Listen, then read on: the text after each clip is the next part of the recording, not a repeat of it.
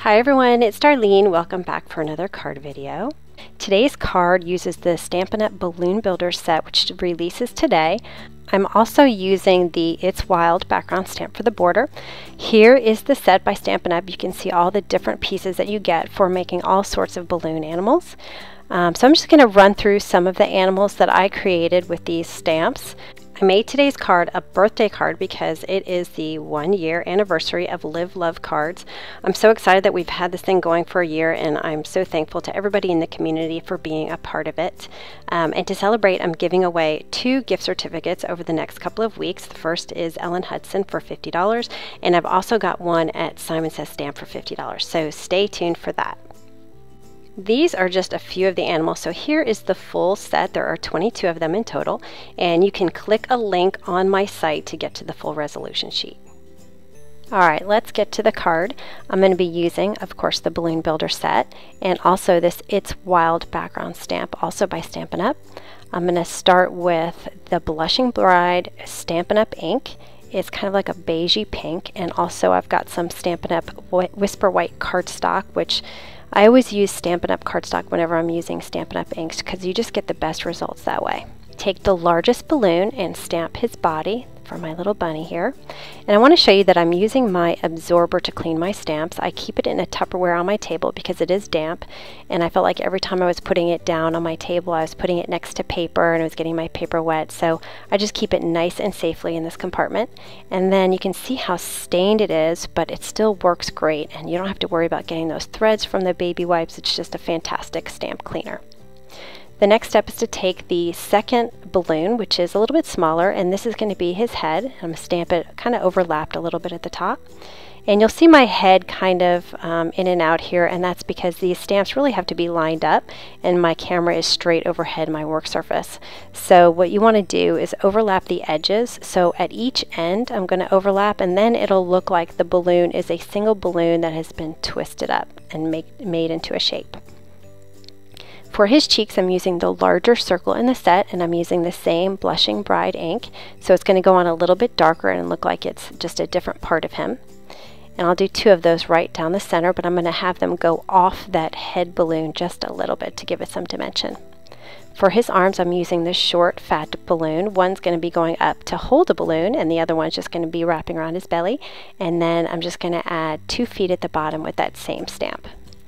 For his nose, I'm using Memento Tuxedo Black ink. I didn't want it to be too black, so I inked up my stamp and then I stamped it off on a piece of scratch paper. And that just made it more of a grayish black than a solid black. And then I'm going to stamp it in between his 2 cheeks, but a little bit up, so not exactly in the center. And you can see it comes out to be a really nice shade. And then for the balloon, I'm stamping it with Rose Red ink. It's one of my favorite reds. It's kind of like a reddish pink, but not too bright. It's a little bit more subtle. And I'm just going to stamp that in the upper right-hand corner. And then for the string, I'm just going to lay it out and make sure it's all lined up. I'm going to grab my acrylic block and put it on.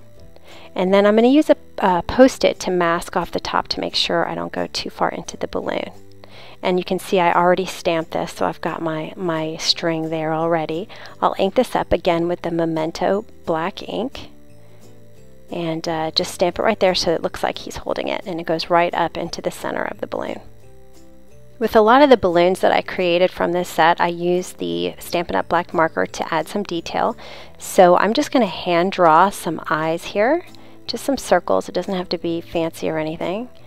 And then I'm going to add his mouth, just kind of 2 lines that come down from his nose and curl around to make a little smile.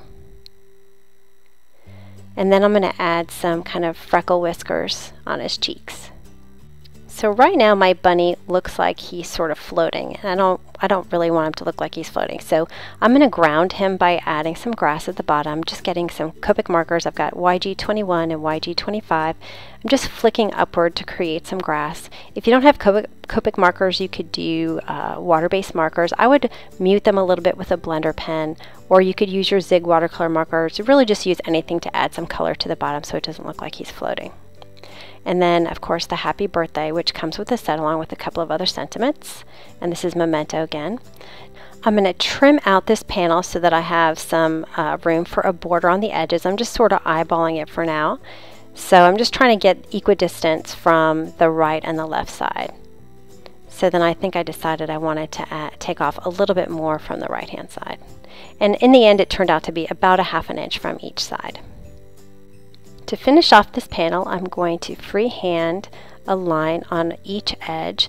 Notice that I'm not moving anything except my elbow. So my fingers are staying straight, my wrist is straight, my left hand is straight, and I'm just moving my elbow down and sliding my hand across the table. It's not going to be perfectly straight, but that's the look that I want. But if you do it carefully, you should get a pretty straight line.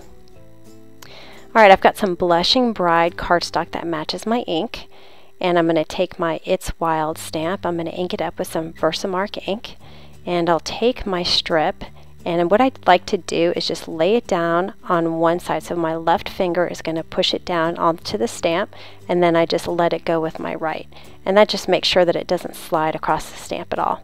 Then I can rub it on the top to make sure I get good coverage. I'll flip it over, and I have to peel it off sometimes, and then I'll use the other side of the stamp to make sure I have a different pattern for my other border on the left side. Same technique, just hold it down with my left finger and then drop it with my right hand. Again, rub it at the top, and then I should have my pattern. I'm going to sprinkle that with some clear embossing powder, and then I'll heat it to set it. And you get a nice tone-on-tone look with some shine.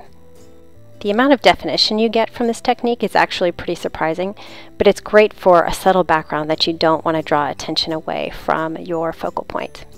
So I'm going to put some ATG tape runner on each of these pieces, and I'm going to put them on the edges of my card. And you can see I didn't cut these very well, so I've got this bottom part that's sticking out. So I tried to get it off with the trimmer, but it was just too thick with these two layers because I've already folded my cardstock. So I just took a scissor and I just cut from one side to the other really carefully, and it worked out just fine. I think because I had already kind of trimmed it off a little bit, so there was a little bit of an edge to follow. So now I'm going to take my panel, put some more ATG on the back of that, and then I'll center it right there in the middle of my card. And that is the card for today. So I hope you enjoyed that, and I am definitely looking forward to many, many new cards and new features on Live Love Cards for the next year. So I hope to see you. Have a great day.